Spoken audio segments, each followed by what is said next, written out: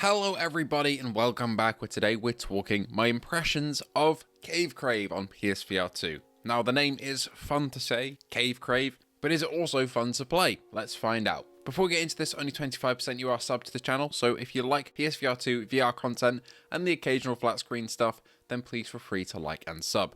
And let's thank our patrons and members who keep the channel running day after day and week after week. With that being said, let's talk Crave. Overall, Crave is a spelunking game. You go down caves, you go up caves, you explore, you get lost, you mark your ways with chalk, you use several tools to clear your way, and that is the core gameplay loop. Now before we get any further into talking about the story, because that actually is one, the different modes of the gameplay, the tools, the mechanics, let's talk PSVR2 port here. Ultimately, a lot of pitfalls for these indie games is that the resolution is quite high close up, but further off into the distance, things get quite aliasy and quite blurry. That's not the case with Crave because you're looking at very close-up environments. Everything is very sharp here, and it runs at an unreprojected frame rate, which is exactly what you need for a game that looks this simple and needs to do well in the performance side of things, and again, luckily it does. I didn't really notice any use of adaptive triggers or headset rumble, but it might be in here, but for me, throughout my first impressions, they weren't really standout features if they were there. But there are haptics in the controller in terms of rumble when you, say, draw chalk on a wall, which was a nice addition to have. The game does utilize the OLED panels of the PSVR2 incredibly well. You do have a Headtorch, and turning it off leaves you in absolute engulfing darkness. Turning it back on creates a great sense of contrast between what's lit up and what's not.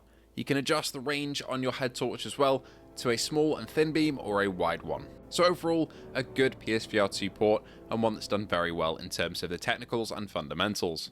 With that being said, let's talk a bit about the story. Essentially, you play as Jake, and you're following in your father's footsteps by becoming a spelunker. You go through some caves, and there are a few levels in the game currently, with more to come, as you take on challenge after challenge of trying to explore deeper and more complicated caves as you go. Ultimately, there's an emotional backing here as you learn more about the relationship between Jake and his father, but that's not really the main crux of why I enjoyed Crave. It's just a nice little bit of additional material there to work with. Most of the time, the gameplay involves moving with your hands, pulling yourself along, not quite in gorilla tag movement because you need to be gripped onto something here.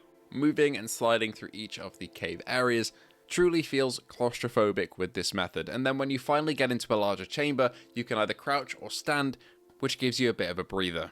Your Headtorch also has a countdown timer on it. It can be, say, half an hour to an hour, and if it runs out, I believe if you die, you lose all of your progress from therein. So you can't, say, die and then respawn back at the last checkpoint, I believe. So it does add a little bit of tension to the runs that you're doing, but overall I haven't found so far that I've actually run out of power on my Headtorch, but if you spend your time exploring every nook and cranny, then you may well do so. As for the gameplay elements in the caves, you've got some caves that make your hands muddy and you have to use a tool to clean your hands, otherwise you'll be slipping and sliding everywhere. You have pitons, so you can stick them into the wall and use them as climbing aids. You have a hammer which can smash stalactites and stalagmites and get them out of your way.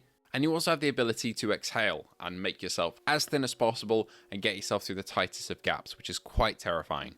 If you do die though, and you have power in your Headtorch, there are checkpoints, so dying in these more enclosed sections isn't the end of the world. I gotta say though, in terms of movement, there is a bit of a delay with crouching and standing and going prone, and I wish it was a bit more instant. Sometimes I've hit the button, which is R3, and it's not gone off immediately because, again, it's delayed, but I thought that I have to put it in again, leading to me, say, crouching or lying down when really I wanted to stand, which can be a little bit annoying. As for the rest of it though, the gameplay and climbing here does feel quite fluid and just the right amount of panic inducing when things start to get really tight. One of the best features in this game is the chalk as well. You'll come across areas that can be marked with chalk, making it easy for you to navigate around and remember which routes you've already taken, and this is a really immersive feature that I made good use of in my time playing.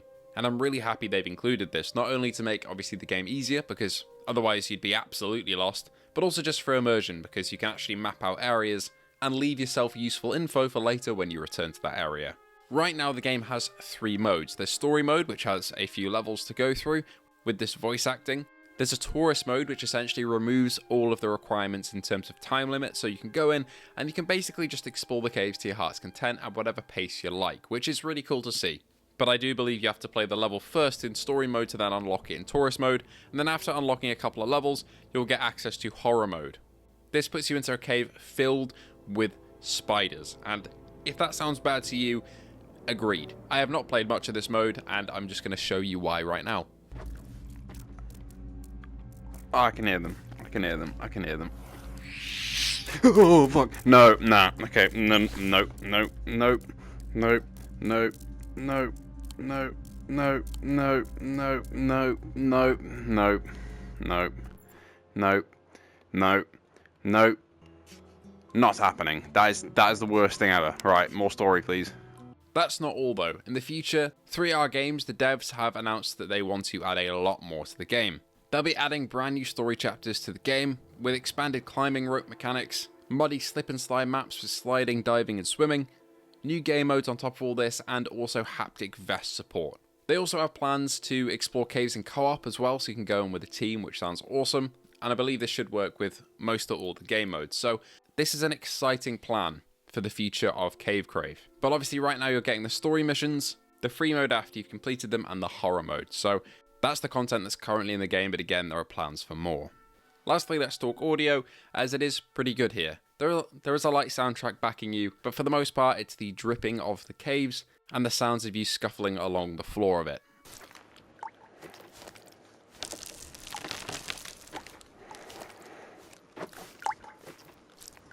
So, the audio design is pretty decent. Overall, I've enjoyed what I've played of Cave Crave so far. It's quite hot here in the UK, so I struggled to go longer than an hour, and I'm also going away for the weekend, so I'll have to get back and play a little more once I'm back home. But so far, it's been a good time. It's not going to be for everybody, but I certainly see the audience for it. Anyway, thank you all so much for watching, and I hope to see you all in the next one.